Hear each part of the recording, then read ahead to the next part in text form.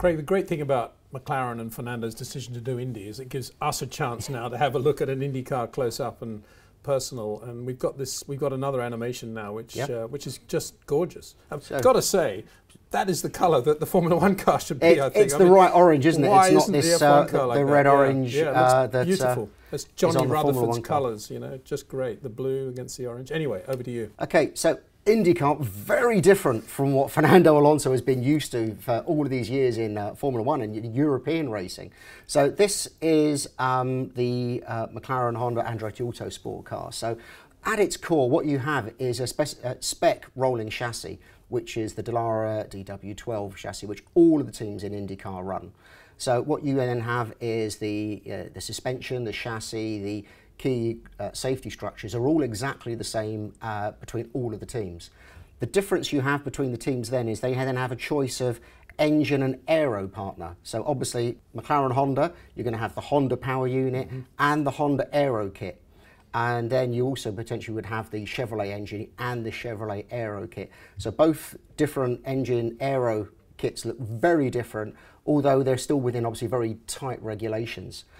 Overall, what you then have there is a car that weighs about the same as a current Formula One car. And this has never been historically the case because Indy cars have always been really heavy and Formula One cars have been very light.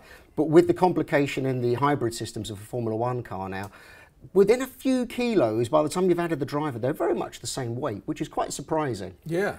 Well, given the brakes, for example, the difference in weight of brakes between the two. Anyway, I'll let you carry on with that one. The simplicity very much comes in the power unit. So the engine that you have in here is a 2.2 litre V6. It has twin turbos. It's capped on how much pressure it can run in the plenum, but it will have direct injection. Produces about 700, maybe a bit more than 750 horsepower, which is more powerful than the Formula One engine, but not as powerful as the overall power unit of a Formula One car. So obviously you've got that extra power coming in from the hybrid systems. Really strong, robust engines, which will be, you know, heaven sent for a 500-mile race for Fernando. And then the cars really start to differ. So if we start to sort of flip the car around, you have two aero kits which you can run in Indy. You have the road course aero kit, and then you have the oval aero kit. Obviously for Indy 500, you know, a very long, just the two big corners, or effectively four corners as they count them. So what you need there is not too much downforce, low drag, maximise the speed on the straight. You know, 220 miles an hour, big speed, constantly held. So the front wing is trimmed right out. You know, you don't have flaps on there, but as with everything in IndyCar, it's not about the big changes that you make.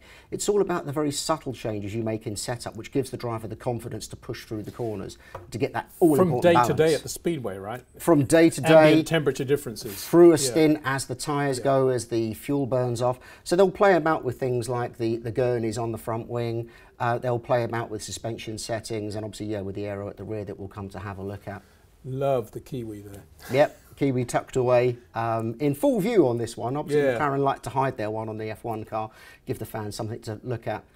Obviously, suspension is fixed between all of the cars because that's part of the standard Dallara kit.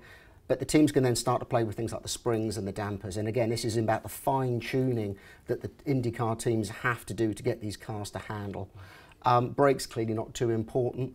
One of the features on all of the Indy cars is what they call a wicker bill, or in European terms a gurney along the nose, which is just about trying to keep the car safe when it goes out of shape and stops it flipping through corners. If I can just pause you, brake. You mentioned brakes though. These are not carbon brakes.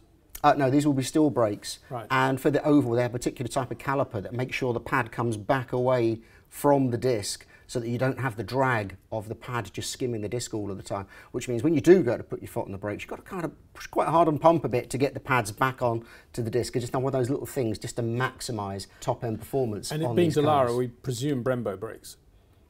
Yes, I think they are. Don't quote me. I can't remember off the top of my head. Obviously, the tub, super strong. It's designed for much bigger impacts than we are used to in Formula One. And then as we spin the car around, the side pods between the different two aero kits, very different. Obviously, they've reduced the size of the inlet for the high-speed Indy courses. For the road car courses, they take this little black section away, let more air in because obviously the lower speeds. as we spin around. The Chevrolet kit's got very different side pods. The Honda Aero kit actually looks much like a Formula E car, which is a bit surprising because although this is a Dallara chassis, the Aero is done by completely different people. The Chevrolet kit has much more of a Coke bottle shape.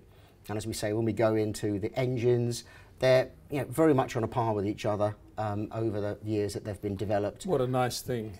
What a nice thing in general. Well, it's a good what a and nice bad thing thing. for Fernando as well. Yeah, very much fixed in the regulations, all look very similar. Small shark fin there, not as aggressive as what they're running in Formula One, of course. And then when you go to the back, this is where the Aero starts to go a little bit mad. You've got the fairings or the fenders behind the rear wheels, obviously trying to reduce wheel-to-wheel contact. And then the rear wing, again, as we said, you can trim that out, and the teams will have the ability to adjust the wing very finely during pit stops in order to make sure the driver has got that balance. But most of the downforce is coming from the underbody of the car. They've got much bigger downforce tunnels than Formula One cars and even WEC cars have. So that's kind of an Indy car in a moment. At the back you have a paddle shift gearbox. At the front, manual steering, no power steering in IndyCar. I was talking to Fernando about steering input, actually, after he made the decision to go to Indy, and about how naturally aggressive he is with his initial steering input. Yes. And he's softened it a bit over the years, and he said, yeah, I need to be thinking about that. And that's good. I mean, this is the great thing about Fernando, is that once he's got the car moving, his footwork and his feel is just phenomenal. You can barely see any corrections he's making. Yeah. He makes them so smoothly and so quickly. But his initial movement, naturally, is always quite aggressive. Yeah. So it'll be interesting to see how he gets on into turn one at Indy on a full fuel load.